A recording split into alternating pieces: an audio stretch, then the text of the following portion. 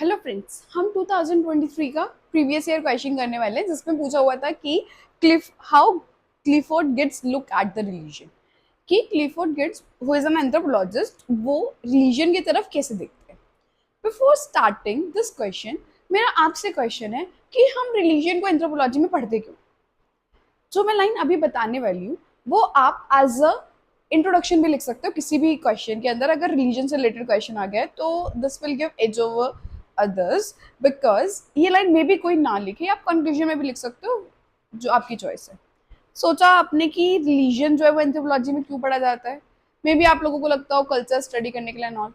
तो आप जो मेन लाइन समझ सकते हो या लिख सकते हो वो क्या है।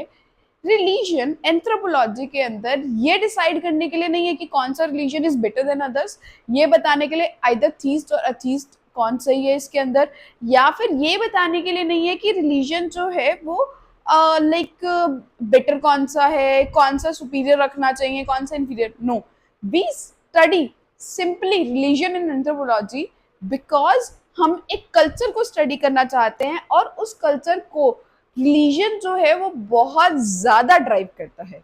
Basically we always see religion as a part of the culture. हम रिलीजन को as a part of culture ले रहे हैं ताकि हम उस रिलीजन को स्टडी करके ये पता लगा सके कि वहाँ के जो लोग हैं वो कैसे सोचते हैं about the society, about themselves, about the family, about the social cohesion, about the nature. वो कैसे रिलीजन को लेके चलते हैं, वो कैसे अपने कल्चर को लेके चलते हैं।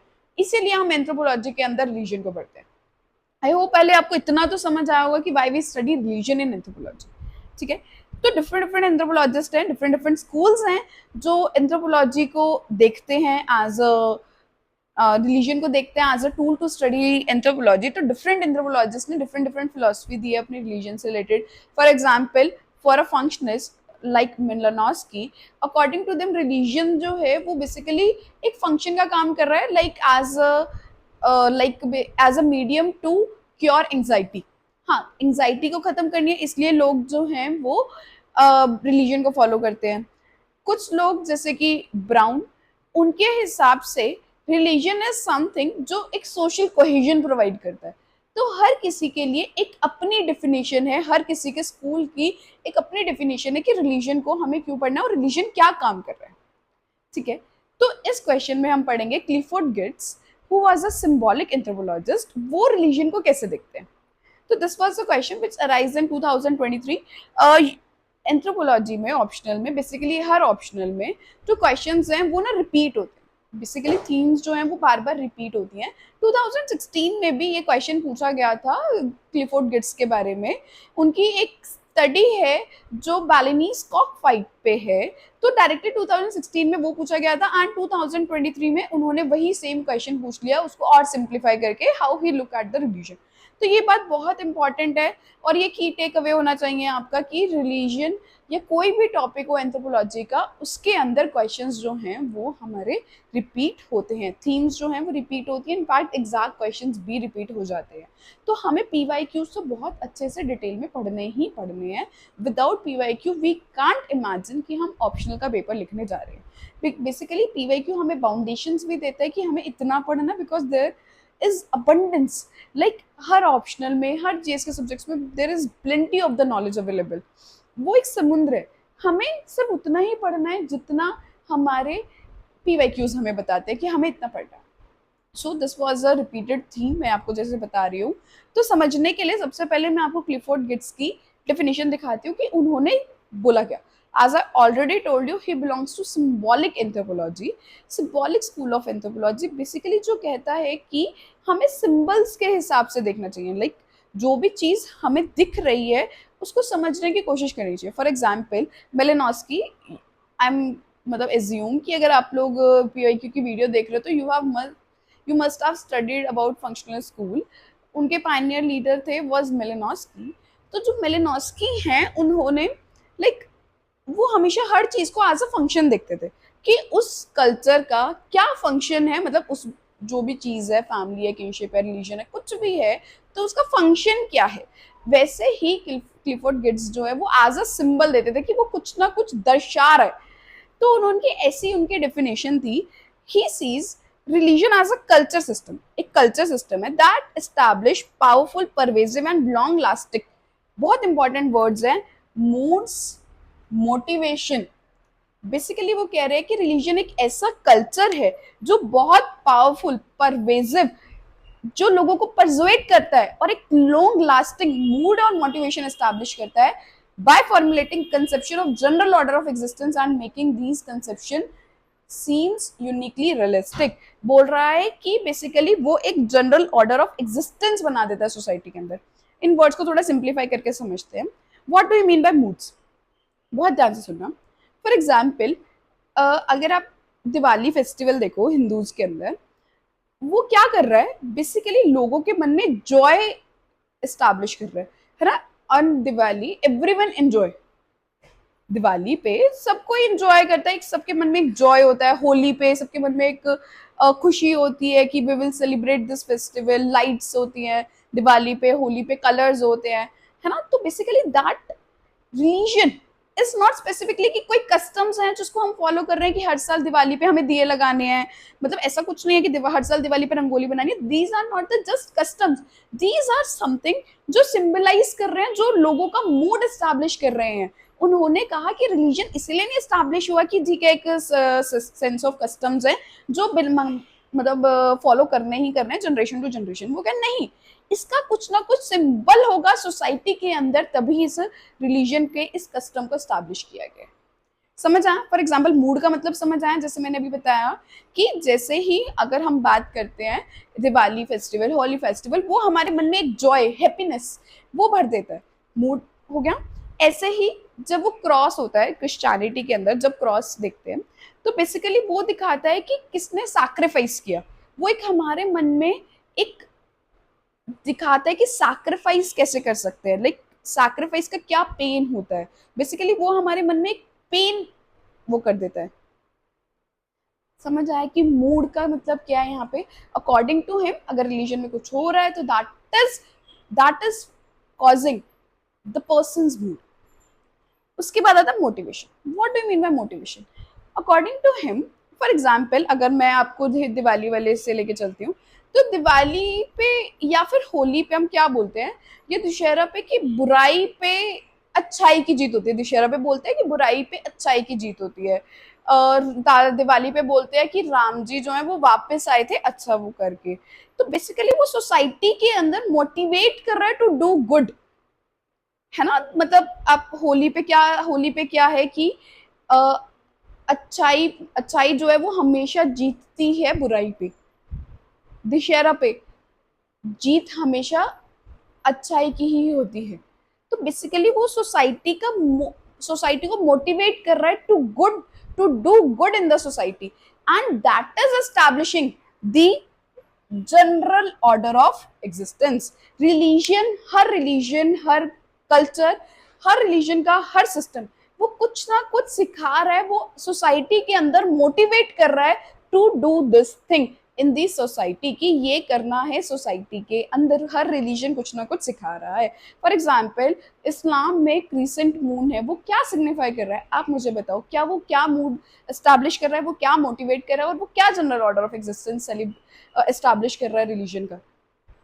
These are the example which you can add in your paper. See, सिर्फ हिंदूज या सिर्फ क्रिश्चियंस या सिर्फ इस्लाम्स, हमें स्पेसिफिकली सिर्फ ये एग्जाम्पल्स नहीं लिखने हैं, हमें तीनों एग्जाम्पल्स लिखने हैं। मैंने आपको तीनों एग्जाम्पल्स दिए, मैंने दिवाली का एग्जाम्पल दिया, मैंने आपको क्रिश्चियनिटी में क्रॉस का दिया, क्रीसेंट मून का एग्जाम्पल इन इस्लाम। हमें ये तीनों एग्जाम्पल्स जो है वो मेंशन करने होंगे जब भी हम इसकी बात करेंगे।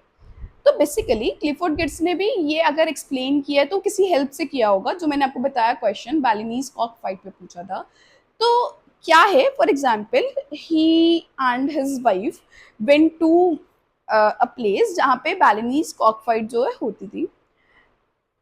तो उन दोनों को like it was becoming difficult for them to interact with the people because they were not accepting them. क्योंकि अगर कोई ट्राइबल है या फॉर एग्जाम्पल हमारे भी घर में कोई एकदम से बाहर से आता है, तो वी आर जस्ट रेजिस्टेंट कि हम क्यों इनसे बात करें, हम क्यों अपने कल्चर के बारे में इनको बताएं। तो समथिंग लाइक दैट। तो जब वो और उनकी वाइफ वहां पे गए तो like people were very resistant. तो उन्हें एक ही चीज दिखी कि एक बेलिनीज कॉक फाइट हो रही थी वहां पे। तो उन्होंने कहा कि अगर हम इसमें पार्ट लेंगे तो we will become that much interactive with the persons कि हम उनके कल्चर के बारे में जान सकें। For all of them there is something कि ठीक है कॉक फाइटिंग हो रही है, बेलिनीज कॉक फाइट है, एक रिचुअल है जो कि बहुत इलीगल है, थोड़ा एग्रेसिव सिस्टम है, still people are celebrating that. तो क्लिफोर्ड गिट्स ने कहा कि नो, यहाँ पे बेलिनीज कॉक फाइट जो है वो उनका एक बस रिचुअल नहीं है, इट इज सिंबलाइजिंग समथिंग। और उन्होंने बोला कि इट इज सिंबलाइजिंग कि जो भी पर्सन जितना ज्यादा सोसाइटी में प्रेस्टीज रखता होगा, जितनी ज्यादा पावर रखता होगा, वो उतने ज्यादा पैसे लगाएगा कॉक फाइटिंग में। उन्होंने कहा कि that is not about something illegal, that is not something about कि कोई रिचुअल है, या that is not something about कि हाँ उन्हें वो करने, that is all about their social Prestige. वो सोसाइटी के अंदर एक हायरार्की एस्टैब्लिश कर रहे हैं बाय दिस। अगर हम किसी के रिलीजन को पढ़ रहे हैं तो वो सिंबलाइज कर रहा है, किसी भी कस्टम को पढ़ रहे हैं तो that is symbolising something.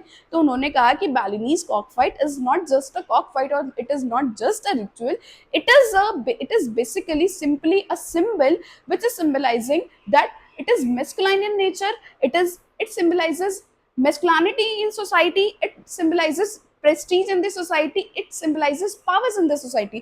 The person जो जितने ज्यादा पैसे लगाएगा वो उसके प्रेस्टीज सोसाइटी के अंदर उतना ही ज्यादा होगा, उतनी ही रिस्पेक्ट उसकी सोसाइटी के अंदर होगी। तो according to him this cock fighting is not just for ritual, it is for establishing social hierarchy in the society.